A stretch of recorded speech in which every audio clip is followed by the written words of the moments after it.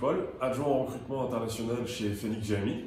Aujourd'hui, je vous donne des conseils pour rendre votre CV plus attractif. Il doit attirer l'œil de notre équipe de recruteurs et faire la différence face aux autres CV qui n'auraient pas ces caractéristiques. Tout d'abord, pour vous montrer ce qu'est un bon CV, j'ai décidé de reprendre celui d'un candidat qui a été recruté en tant qu'opérateur de production chez l'un de nos clients ici au Québec. Ce CV regroupe les éléments essentiels pour en faire un CV satisfaisant et attractif aux yeux de notre équipe de recrutement. Pour des raisons de confidentialité, le nom du candidat, les raisons sociales des entreprises et les lieux d'études ont été modifiés par des noms fictifs et les dates changées. Premièrement, doivent figurer au début du CV les informations de base vous concernant. Impérativement doivent figurer votre nom, votre ou vos prénoms si vous en avez plusieurs, et votre adresse actuelle la plus précise possible. Doit ensuite figurer votre numéro de téléphone et votre mail pour que le recruteur qui a examiné votre CV puisse vous contacter par la suite. Ce dernier point est très important. Indiquez bien un courriel que vous consultez vraiment et un numéro de téléphone valide. Si nous n'arrivons pas à vous joindre, vous pourriez passer à côté d'une belle opportunité. Deuxièmement, pour le corps du CV, vous allez devoir y détailler vos expériences professionnelles d'une part et votre parcours scolaire d'une autre part. L'ordre n'a pas d'importance, mais notre équipe de chez Phoenix GMI préférera que vos expériences de travail figurent avant votre parcours d'études. Cette partie du CV est celle la plus analysée par nos recruteurs, et donc il est important qu'elle soit claire et pertinente par rapport au poste auquel vous postulez. Commençons par la partie des expériences professionnelles. Doit figurer impérativement dans cette partie de votre CV le nom de la compagnie dans laquelle vous avez travaillé, son adresse exacte, l'intitulé du poste que vous avez occupé, la durée pour laquelle vous y avez travaillé, et enfin les tâches et responsabilités du poste que vous avez tenu. Vous devez lister vos expériences professionnelles de la plus récente à la plus ancienne. Pour ce faire, il est alors important de noter les périodes sur lesquelles vous avez été en poste dans le détail. Comme vous pouvez le voir ici, le candidat a inscrit les mois et les années de ces périodes de poste. Nous vous suggérons de faire pareil. Aussi, vous pouvez ajouter des détails concernant les tâches, missions et responsabilités que vous avez tenues dans le poste. Par exemple, il est clair qu'un soudeur exposant les techniques de soudure qu'il maîtrise dans son CV aura plus de chances d'attirer l'attention du recruteur et de décrocher un entretien qu'un soudeur ne donnant que pour information l'intitulé de son poste. Aussi, le corps du CV doit contenir votre parcours scolaire et vos formations. Les différentes formations doivent également être citées de la plus récente à la plus ancienne.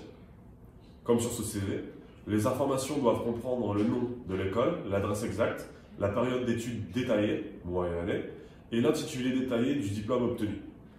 Vous pouvez aussi inscrire ensuite les certificats que vous avez obtenus dans n'importe quel domaine, ainsi que les diverses formations que vous avez suivies. Enfin, dans une dernière partie distincte, vous pouvez aussi rajouter par la suite vos centres d'intérêt, passions et hobbies pour nous montrer ce qui vous anime dans la vie de tous les jours. Nous ne recherchons pas uniquement des compétences techniques, mais aussi une personne qui saura, par ses activités sociales, s'adapter à son nouveau milieu de vie et s'y intégrer. Pour résumer sur votre CV, alors, ce qui est apprécié par nos recruteurs, c'est un CV clair et simple dans la forme, sans trop d'artifice et mettant bien en exergue les informations pertinentes de votre profil. Un CV tenant en 1 à 2 ou 3 pages maximum. Le maximum de détails concernant vos périodes d'emploi. Et enfin, donner du détail concernant vos missions et tâches, mais en restant concis et direct. Maintenant, les erreurs à éviter. Première erreur, faire apparaître dans votre CV des périodes de vide. Si vous avez été en recherche d'emploi pendant 8 mois, vous pouvez le noter dans votre CV. Idem si vous avez travaillé pour une affaire familiale ou si vous avez aidé votre oncle dans son affaire de menuiserie, mettez-le. Le but étant de faire apparaître le moins d'espace vide possible dans votre CV ou de valoriser ces périodes de recherche ou d'activités différentes. Elles vous ont certainement apporté des choses, elles sont donc importantes. Erreur suivante, donner trop peu d'informations et aucune précision concernant un emploi que vous avez tenu. Autre erreur, oublier son numéro de téléphone ou faire une erreur de saisie sur une donnée importante. Relisez-vous avant d'enregistrer votre CV. Maintenant, ce que vous pouvez rajouter dans votre CV. Alors, avant le corps du CV, vous pouvez faire une petite présentation de votre profil professionnel, de ce que vous savez faire et de vos motivations pour le poste auquel vous avez postulé. Vous pouvez également donner une liste de compétences que vous possédez et qui vous définissent au travail, mais aussi dans la vie de tous les jours, comme l'a fait ce candidat au début de son CV. À la fin du CV, vous pouvez rajouter une liste de vos centres d'intérêt et loisirs, ainsi que vos niveaux de langue. Et voilà, si vous avez les caractéristiques du poste et que vous respectez les critères énoncés dans cette vidéo, votre CV sera un CV correct pour les recruteurs. Merci à tous et à toutes d'avoir regardé cette vidéo proposée par l'équipe de recruteurs de Phoenix GMI. Il ne vous reste plus qu'à suivre ces conseils avant d'envoyer votre candidature sur notre site phoenixgmi.com. À bientôt, merci beaucoup.